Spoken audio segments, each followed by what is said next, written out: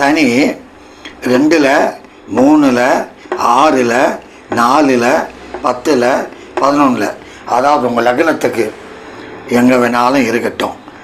என்ன ஒன்று, நீச்சத்தில் மட்டும் நிற்கக்கூடாது. நீச்சம் எங்கே? மேஷம். மேஷத்தில் நிற்காம 2, 3, 6, 4, 10, 11ல் சனி இருந்தால் நீங்கள் பயப்பட வேண்டிய அவசியம் இல்லை. கண்டிப்பாக உங்களுக்கு பெரும் பணம் உண்டு, கேரண்டியாக சொல்லலாம். அது மட்டுமல்ல, சனி இன்னும் தனித்திருந்தால் இந்த ஸ்தானங்களில் பெரிய யோகம். அதோட உச்சனாக இருந்தால் இன்னும் பெரிய யோகம்தான். ஆனால் 8லையும் 12லையும் மட்டும் தண்ணி நிற்கக்கூடாது.